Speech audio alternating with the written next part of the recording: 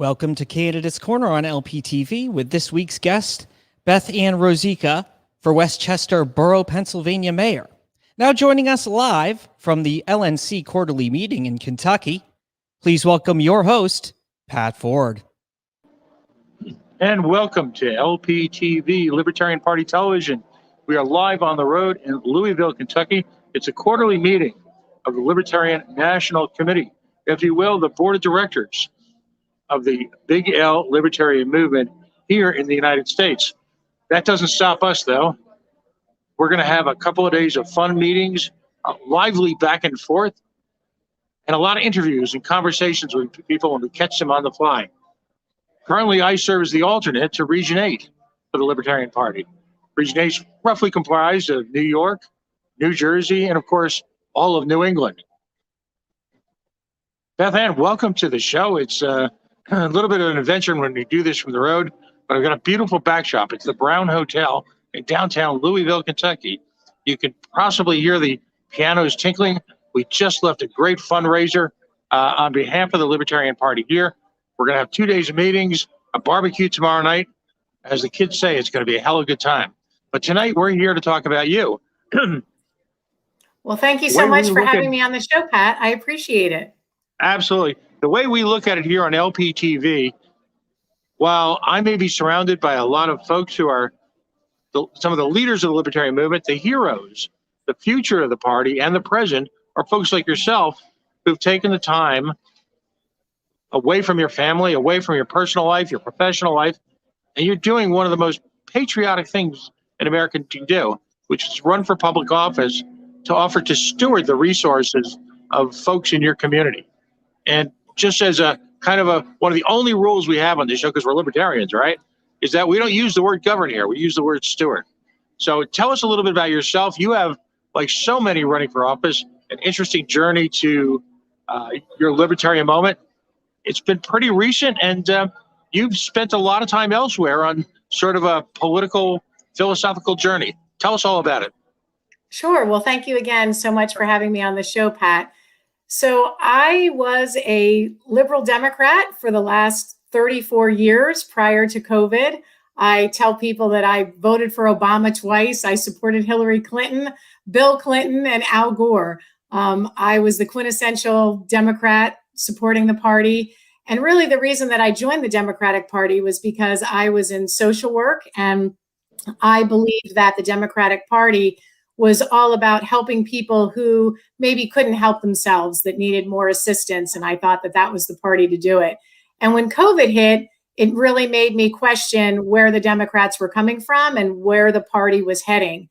A big issue for me was the schools being closed. And I was shocked to figure out that none of the Democrats really had any interest in reopening schools. And they didn't really seem to have any interest in supporting our educationally disadvantaged, and particularly our minority students who were so suffering during the school closures. So that was really the key moment for me when I realized that the Democratic Party wasn't supporting the people that I thought they were, and I knew that I couldn't continue to support the party. So I started attending libertarian meetings in Chester County, Pennsylvania, almost a year ago. It was last October. The little town that we live in, West Chester Borough, we have about 20,000 people. It's a college town. I was always very happy with living here.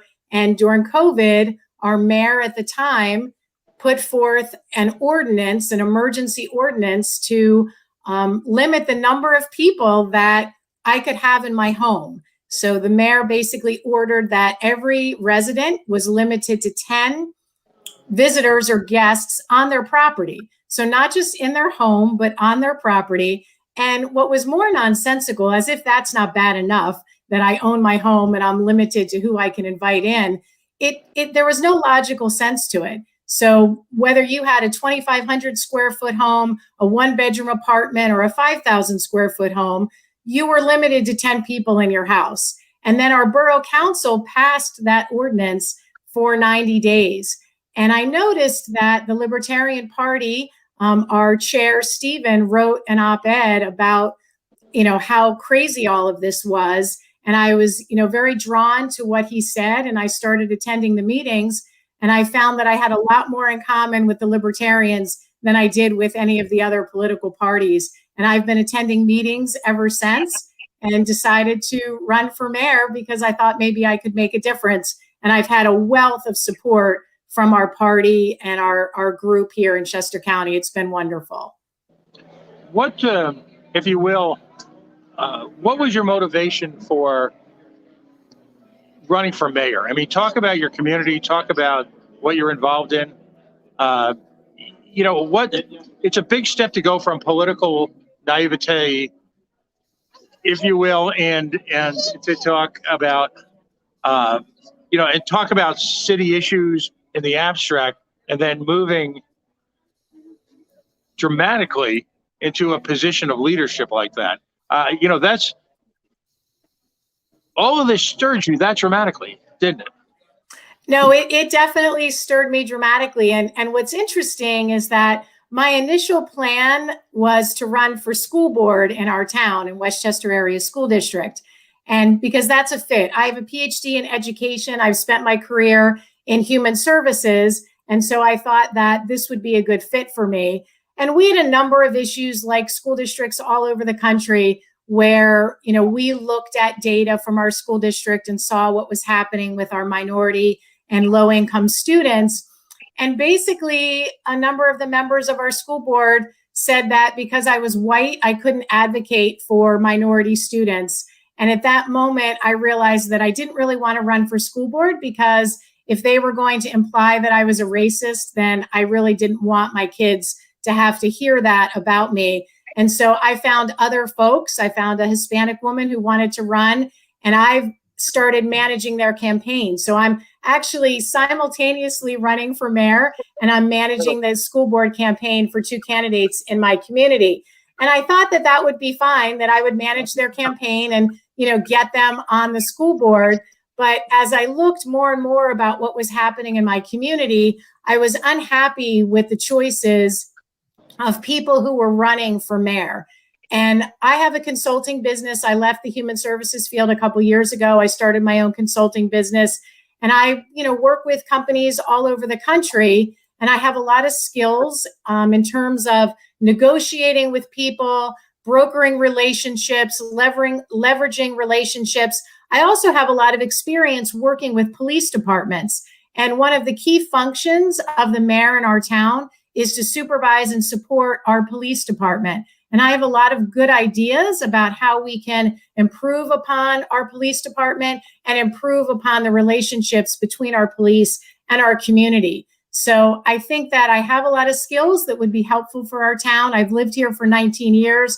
I'm raising my family here. I'm passionate about living here. And I just want to do the right thing and try to get our town back on track from the direction that it's been going. You've nailed, let me step back for a second. A big part of this effort that we do every week is aimed at directing libertarian candidates to issues that matter in their community and are also relevant to the role they're going to take. A lot of folks who are thinking about running for office are worried about the war on drugs, justifiably. And at the same time, though, they're running for a city council position. It's great to care about that. That's not necessarily the ballpark, the lane that you're trying to work in, though. In this case, however, you have taken two of the most important issues in the American household, if you will, of every type, regardless of what your Democratic friends may say. It concerns folks who are Caucasian, folks who are newly arrived to this country, folks who are wealthy, folks who are poor. Education is always going to be a motivating factor because of its importance both in the American dream and its position in the American family. Mix into that, if you will, all of the issues surrounding social issues and criminal justice reform, and how they interact very often with the same target community, particularly in the high school space. And you're talking about a significant portion of the American political landscape. Congratulations, you've nailed it. Let's talk about some of the crossover. SRO officers, if you will, in taking a very visual, almost a militaristic role in in inner city schools, yet being officer friendly and if you will, in the wealthier Caucasian neighborhoods. Let's talk about the importance of, actually having an education that will deliver either a college-ready preparation or a trade. How talk about those issues and how they impact your community. Yeah, absolutely. So, I mean, like I said, our town, we have 20,000 people. We have a mix of socioeconomic status in our town. We have a group of folks who are, at the very lower end of the economic scale. We have a, good sized middle class. And then we have some folks that are, very, very comfortable and well off. So we have a really nice mix in our community, which is one of the things that I think makes it great. I always said that, I didn't want my kids to go to school with people that just look like them. I think that it's important to be exposed to all sorts of people and ethnicities and backgrounds in order to have a really nice environment to grow up in and understand where people come from.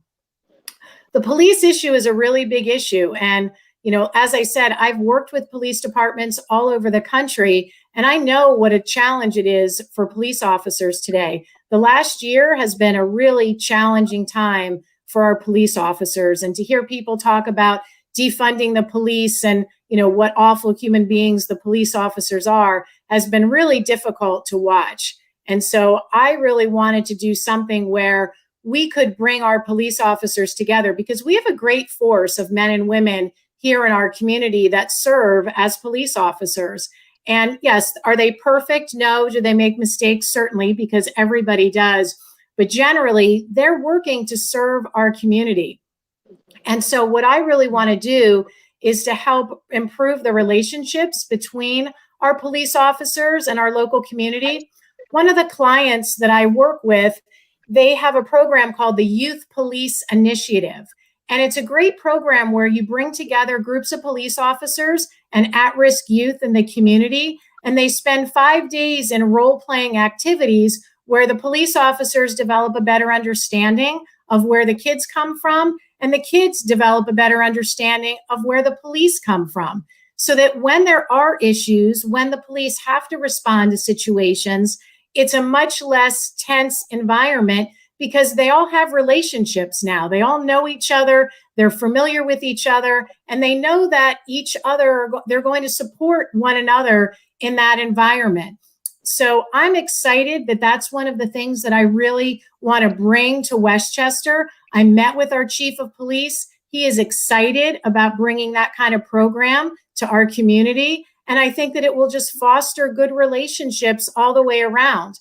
One of the things that I tell people is that while I know that our police department does a great job, I also recognize that, different groups of people have different experiences with the police. I have a 14-year-old son, and I tell him, you can put on a hooded sweatshirt and run through town, and nobody is probably going to look twice at you. But I do recognize that for families of color, their 14-year-old sons may not have the same experience in that same environment. And we need to be cognizant of that. And we need to work to make it so that that is not the case. And that's everybody's responsibility. It's not just our police departments, but I think that our police can be, leading the way to help improve those relationships. So I'm excited about trying to bring that program to our community. You're so on point. In Caucasian neighborhoods and even lower middle class neighborhoods, a mother or father doesn't have to have what we call the conversation. And of course, that conversation is heart-wrenching because, and you know exactly where I'm going with this. Absolutely. I didn't have to have a conversation with my daughters on how to step-by-step behave if they were ever involved in a police interdiction of their vehicle or a conversation with a policeman or woman in their community. And particularly late at night, if they were pulled over, I didn't have to have that conversation. Yeah. I've interviewed people over the years, and I've had a doctorate candidate and a professor at Providence College. I've had a state senator. I've had a judge. And I've had working moms, all of them from virtually every economic ladder, have had to have the conversation. And yet we, as folks from the burbs, that isn't even part of our existence. If you were to mention even the very subject to most people who aren't involved intentionally in community and schooling and education like you are, they might not even know what we're talking about, quite frankly. How are the schools performing in your community? What is the role of the mayor in the management or not the management of the schools? Is it an elected school board? Is it an appointed school board? Separate budget? How do schools work in your community?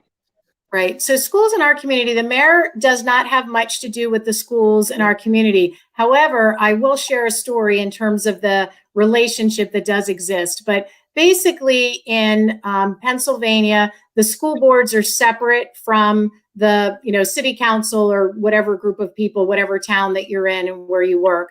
So for West Chester, the mayor does not really have much to do with the local school district, which is West Chester Area School District.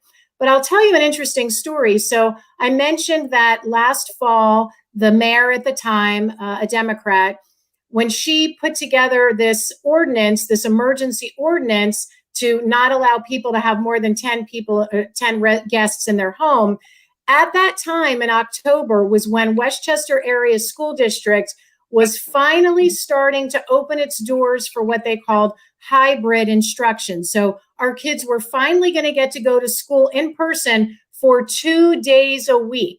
Think how sad that is, 2 days a week. And the day that we announced that we're ready to go to hybrid instruction, our mayor basically says that we're going to have this ordinance that only allows 10 people in your home. So here we have the school board finally trying to do the right thing for our kids. And our mayor in our town is spreading fear by saying, well, you can only have 10 people in your house. So how can we open schools if residents can only have 10 people in their home? So there definitely is a relationship, and it shouldn't be that way. The mayor shouldn't have done what she did to create that havoc, but it did create a lot of issues and a lot of panic on the part of citizens about how can you open schools if it's so unsafe that we can only have 10 people in our home.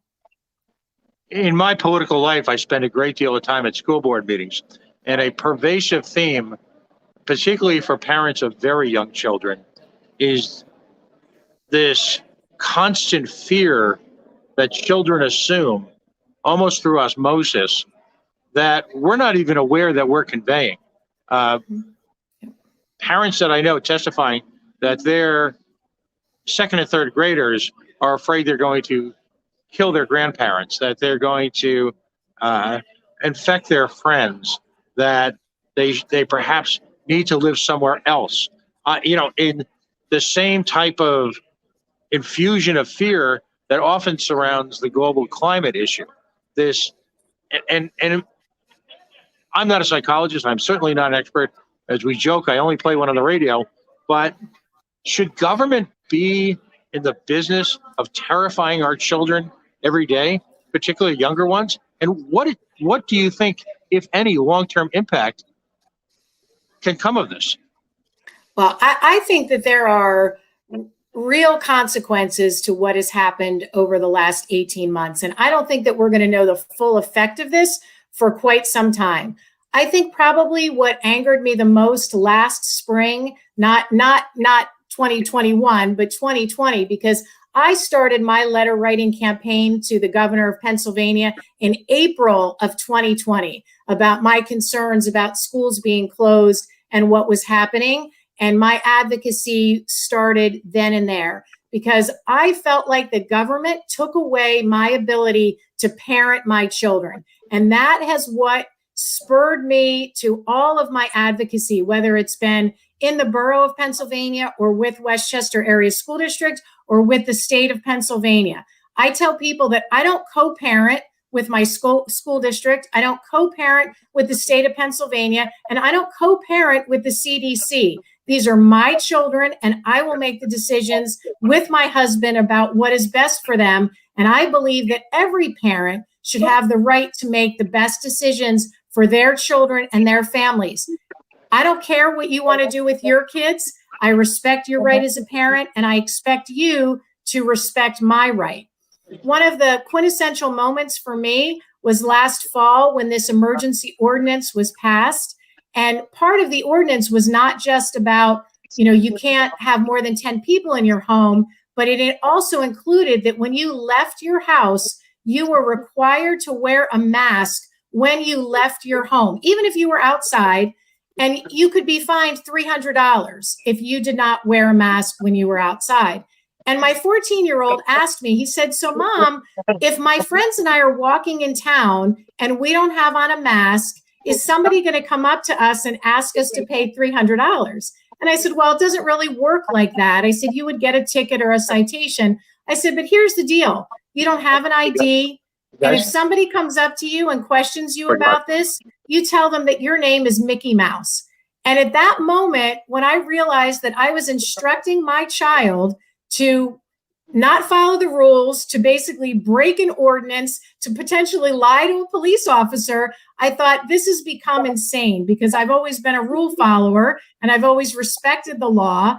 And I realized at that moment that this was insane. And so I really believe that there are going to be consequences for our children, who those children are either living in fear because their parents are afraid, or I worry for my own children because, we've given them such strong messages about, like, these are not rules you have to follow. I'm telling you not to follow these rules because they're not enforceable and they're not laws. And so it is a difficult conversation to have with your children when you're saying, yeah, we're not going to follow these rules because they don't make sense. So I think there will be consequences for all of our kids down the road on this. It's fascinating to me because in some cases you're going to see children who will become, and I usually steer away from some of the more heated rhetoric in these conversations, but I can't help myself when I see children becoming orderly subjects of the state. It literally absorbing each command. Are you a Harry Potter fan by chance? I have read Harry Potter with my youngest son. Yes. All right. So there's the episode where Dolores Umbridge, who is the new headmistress, of course, of the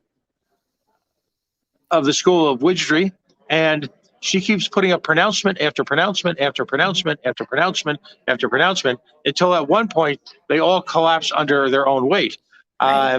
And we're at that point for some of these children because their parents are saying this okay, it's okay.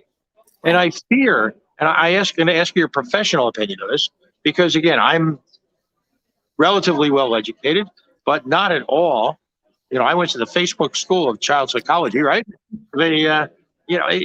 Are these children being indoctrinated? Is it that severe?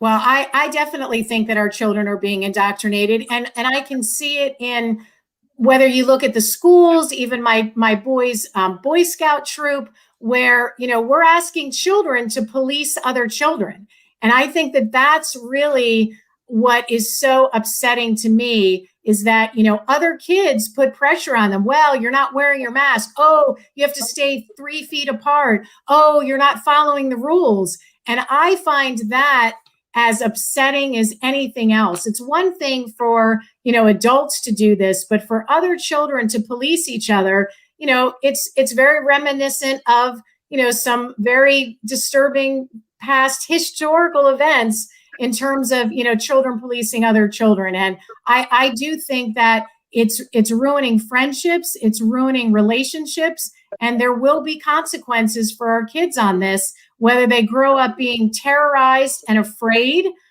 or distrustful of our government. I think that there are lots and lots of consequences that are going to happen. And it's upsetting our mental health. We are in a mental health crisis in our country because what has happened to our children. The unintended consequences of the decisions around this virus are disgraceful. I mean, just last week in Pennsylvania, or just this past week in Pennsylvania, our governor, who 3 weeks ago stated that he absolutely would not enact a mask mandate for children in schools, did a 180 and has now mandated a mask mandate for our children in K through 12 schools. And it's again, They are taking the rights away from parents to make the decisions that are best for their children, and it's wrong. Right. And we as a movement of philosophy that celebrates the individual, and it's sometimes what we call the ultimate minority, which is the individual in this nation, particularly at this moment of history. What I'm not sure folks outside our movement are cognizant of is that we're drawing the line on two levels. The first level, of course, is on the symptom. And the symptom is this incessant obsession with micromanaging every aspect of an individual's behavior, regardless of whether it has any scientific appropriateness, for lack of a better term, or better. The second level is, of course, we are in a battle for our lives over the control of the ability of us parents to raise our children. Yes. That battle has been enjoyed at literally every level, and nowhere more prevalent than in public education. Now, that's coming from me. Do you feel that's an adequate representation of what we're involved in right now as a nation and as a culture? Absolutely, Pat. I don't think there's any question about that. Like I said, this battle became personal for me because of my kids and what I saw them going through. And when my kids were upset and, flipping out about not being able to go to school, and I would try to reassure them that things would be okay. And then things weren't okay. And they came back to me and they said, like, you don't know what you're talking about. Like, you don't know what's going on. And as a parent, there is nothing more demoralizing than that. And that's when I said, like, I lost the ability to parent my children and to provide hope for them. When we take hope away, we have taken everything away. We have stripped our children, this generation, of the American dream because they believe that they are victims of governmental edicts. And we can do nothing to change that. And that's part of what got me motivated to stand up and say, no, this is not right. I have fought every step of the way. When our schools were closed, I fought to reopen them. When they said that we needed, 6 feet of social distancing, I fought to get it changed to 3. When they said that we had to mask our children, I fought to get those masks taken away. And even though I've been successful with a group of parents time and time again, the government continues, the bureaucracy continues to come back and go around us and find another way to, push forward these draconian philosophies, these policies that are harmful. To your point, there is no science backing these policies. There are no randomized control trials that show that these homemade masks prevent the spread of the virus. And as a matter of fact, if you buy anything other than an N95 mask, there is a disclaimer on the mask that says, this does not prevent the spread of COVID-19. So why in the world are we forcing children who are at the lowest risk of getting the virus, transmitting the virus, getting sick, or God forbid, dying of this virus, the lowest risk, and they have the most lockdowns. They have the most dire consequences. The cure is worse than the disease, is what we are seeing. Absolutely. Folks, if you're just joining us, it's a special, yet another remote edition of Candidates Corner on LPTV, Libertarian Party Television. Beth Ann Rosica, did I get that right, by the way? You did, Pat. I did. Baby steps here. It's baby steps. Beth Ann Rosica, she is joining us. She is running to be the mayor. Let me see if I get this right, because there's West Chester Township, Pennsylvania. West Chester Borough, yes. Close enough. You did well. Yes. Okay. West Chester is a big deal out your way. It's just kind of, there's a lot of West Chesters. We've been focusing extensively on education and criminal justice reform for two reasons. Most importantly, it's a critical issue for anyone running for mayor of any type, any size of community. It is the issue that pairs like a fine wine, if you will, with the other issue that is dominating any community, and that's education. The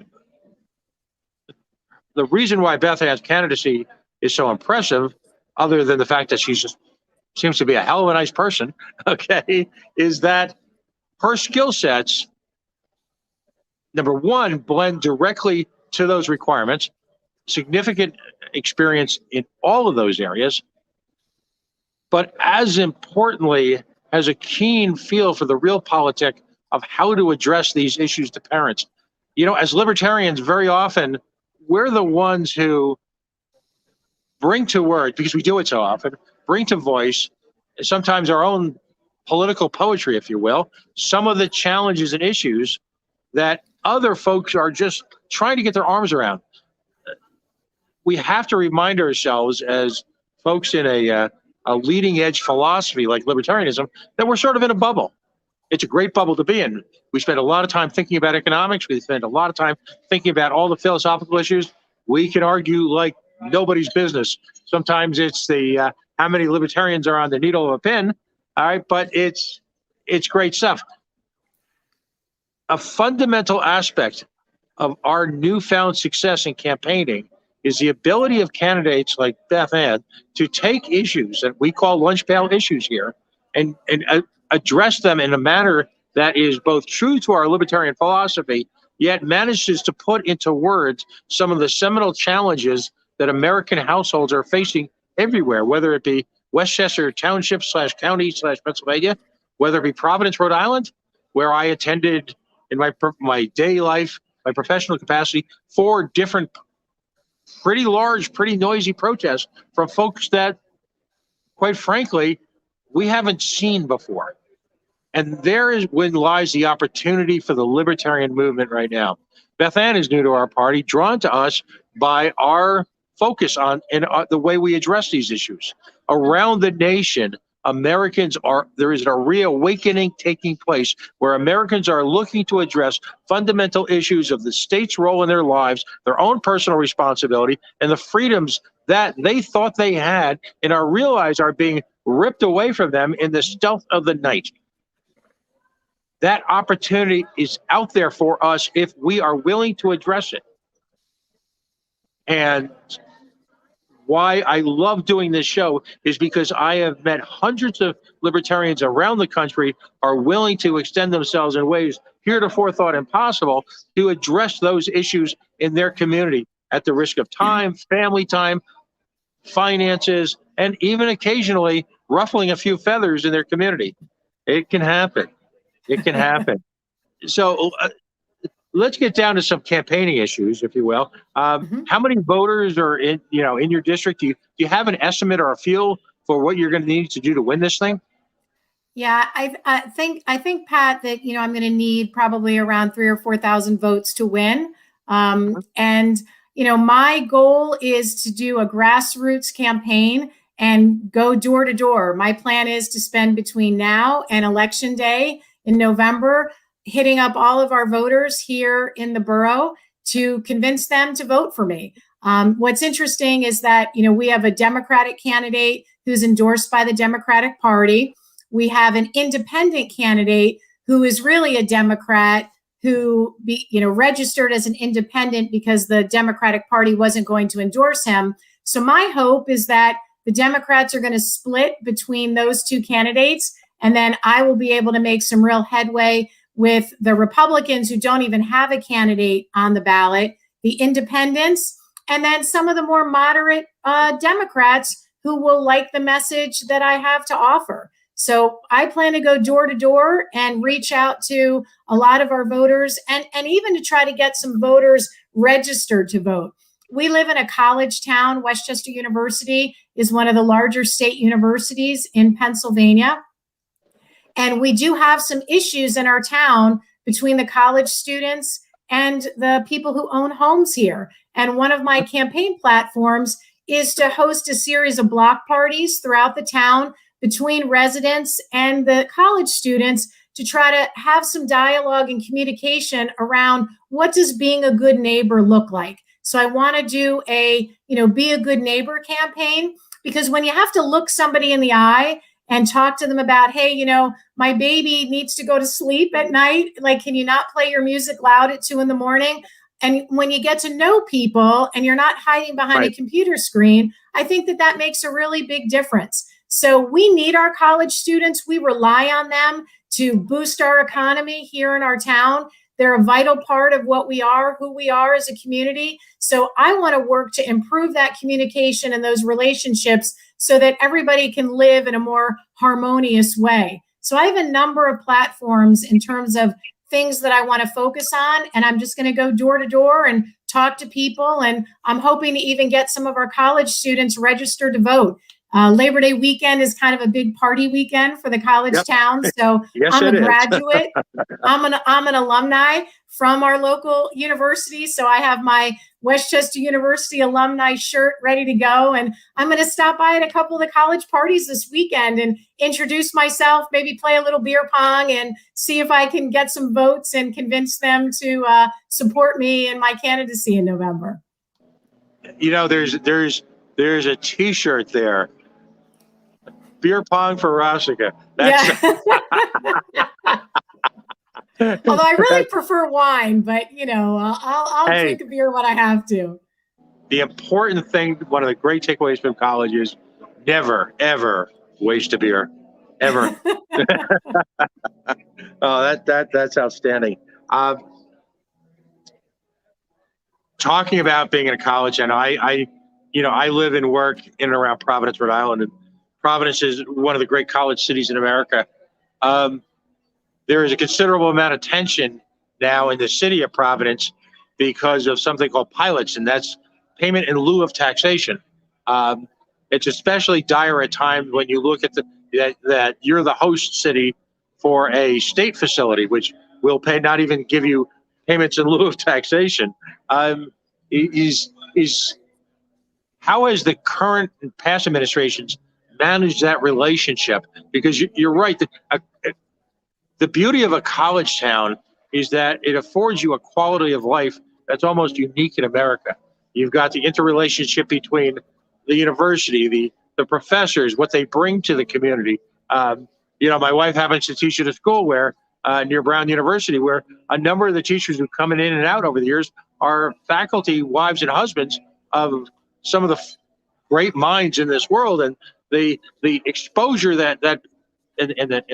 and what you take for granted in terms of the interrelationship between education and academics and culture are unparalleled. And some of the finest communities now to retire in America are becoming university towns because, quite frankly, there are so many facilities and there's so much to do.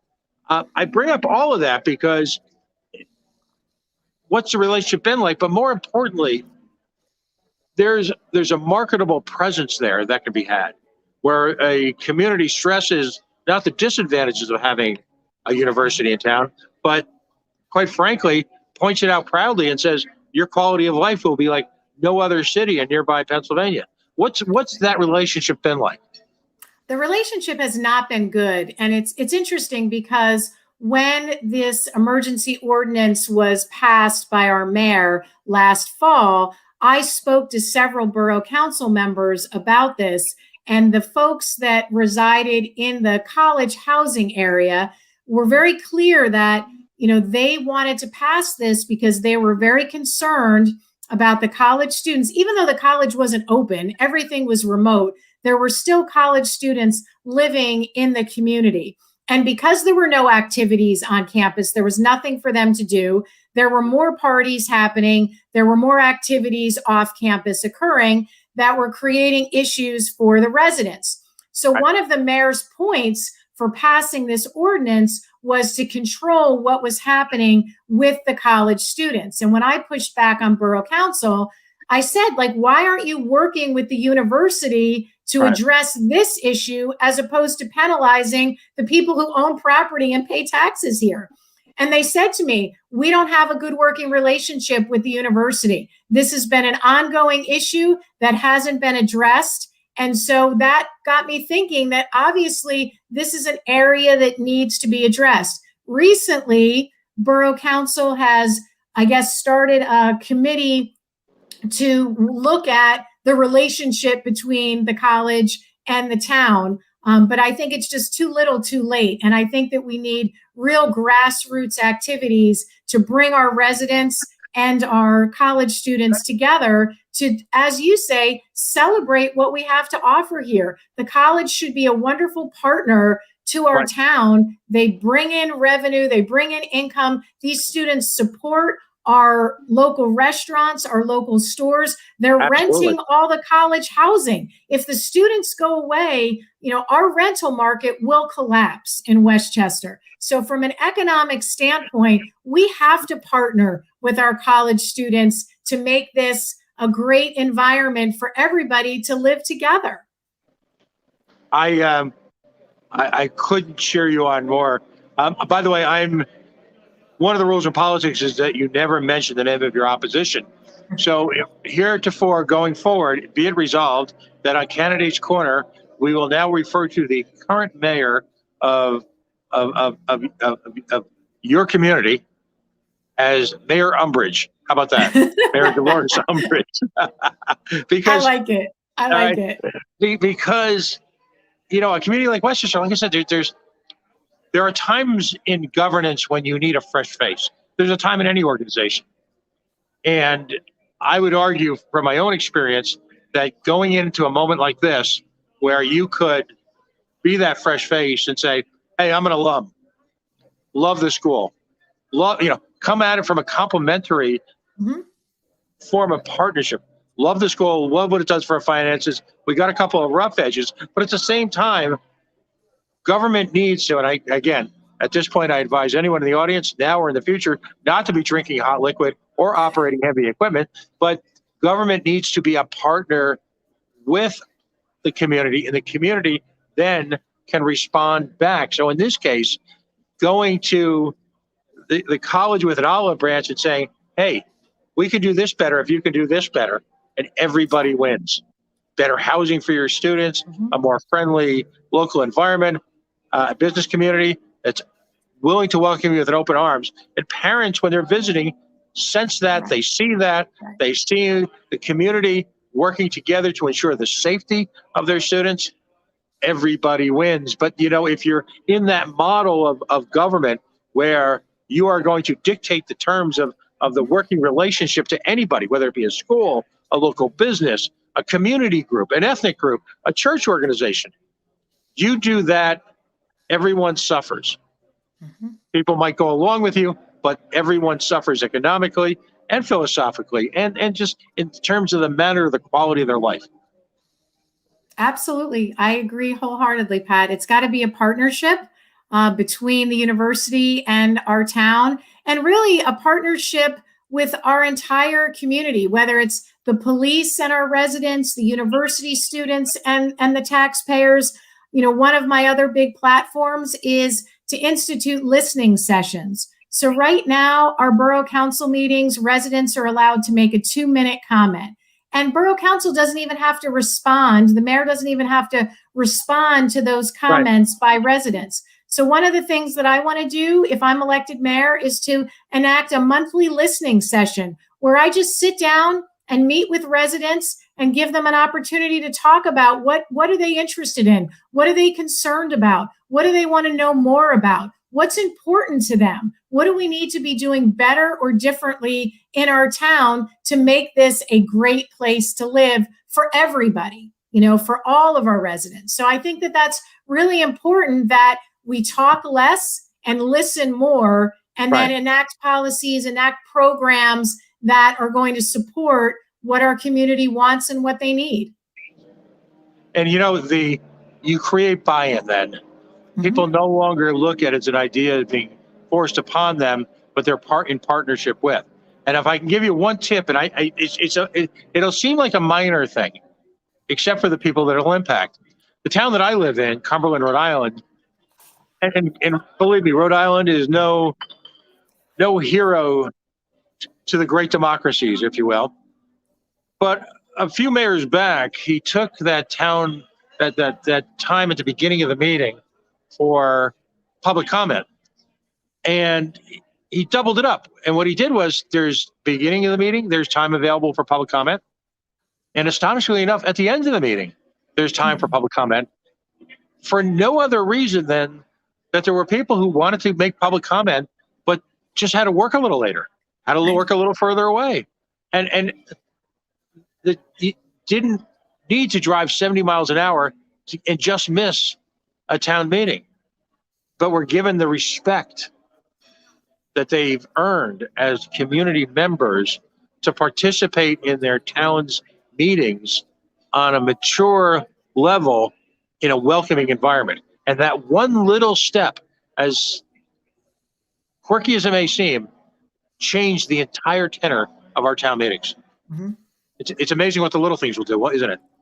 No, I appreciate that. That's a good tip. So hopefully when I'm elected, I'll be able to use it. So this is one of our favorite parts of the show. We realize that a lot of your social media and some of the work is still a work in progress, but it was important to me that that we get you on because of the voice that you represent. And by the way, it's a voice we want to continue to hear from. It's elections are won, things change, people move. It's important as a movement that smart voices be given the forum and the platform that they need to share their ideas. I use a funny analogy. It's like playing tennis. You get to be a better tennis player by people playing tennis against people who are better than you. Right. The same thing is true with ideas. Yep. So we call this section shameless self-promotion. Tell folks how they can reach out to you, volunteer, donate money. Every candidacy needs money. How can people get to know you personally? Yep. Yeah. So I definitely could use some money. I will say that the Chester County Libertarian Party, our team has been amazing in terms of like putting together things very, very quickly. So I do have a Facebook page right now. Beth Ann Rosica for Mayor is out there. So, please like my Facebook page. We hope that there is a button on there for a donation. I think that it was set up tonight while we were speaking. So hopefully that's there. If it's not, maybe check back in another day and we'll make sure it's there. We're working on a website and an Instagram account. So all of that will be coming. So we hope to really get some grassroots support. I'm also on LinkedIn for anybody that's on LinkedIn, Beth Ann Rosica. I was actually really excited because I posted the local article about my campaign on my LinkedIn page, and I've had 1,600 views, which is the most that I've ever had. I write articles. You posted in one of my articles at the beginning of the show. I write for a local online news source called Broad and Liberty. I've done about 6 articles for them. So even when I post those articles, I get about 500 views on LinkedIn. So I've been excited to see that 1,600 people on LinkedIn viewed my, mayoral campaign article. So check me out on LinkedIn. I post a lot of interesting stuff, particularly about schools and what's happening across the country there. So we could use some help and some support. If you're interested, we've got lots of volunteer positions available for anybody that's local in the area that would like to help us out. Excellent. Folks, we're going to be sharing this extensively over the weekend. Effectively, this weekend really marks the formal beginning of the political season. I've said this time and time again, but it's never been more important because of some of the struggles that are occurring in communities, the likes of which Beth Ann spoke about tonight. The future is now. We've got hundreds of great candidates, and you've listened to a spectacular one tonight. Hundreds of great candidates out there across the country who are bringing a libertarian truth of self-ownership, success, finding people's superpowers and enabling them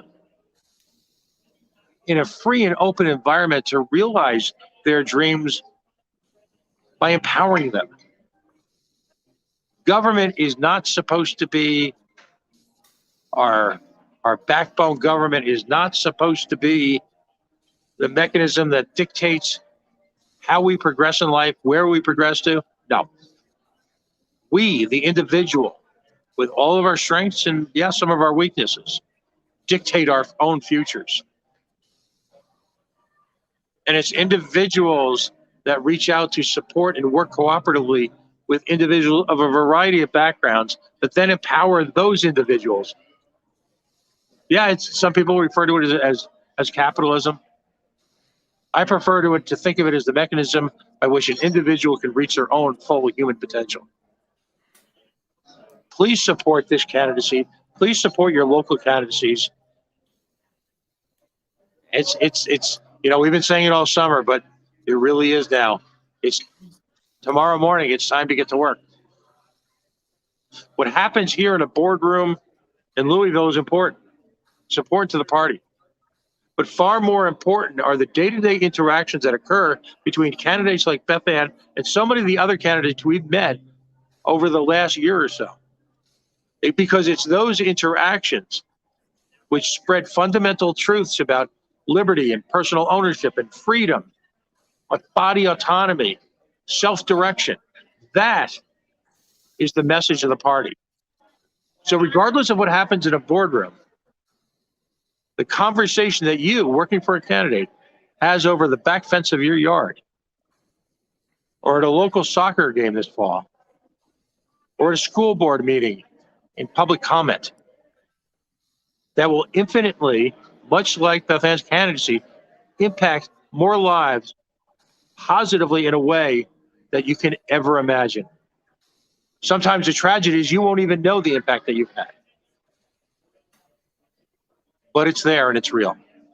Folks, you've been listening to Candidates Corner on LPTV, Libertarian Party Television, a production of the Libertarian Party. Join us this weekend online and watch the proceedings as your Libertarian Party nationally engages in their quarterly meeting right here in Louisville, Kentucky. First time I've ever been here. It's a beautiful city. Already met a bunch of wonderful people. But ultimately, this is just a distraction. What happens in your community tomorrow really matters. Let's get to work. We'll see you Monday night when we have our affiliates hour and we talk about the activities of national and now moving down to county level affiliates in the libertarian movement nationwide. Have a wonderful Labor Day weekend. I'll see you soon.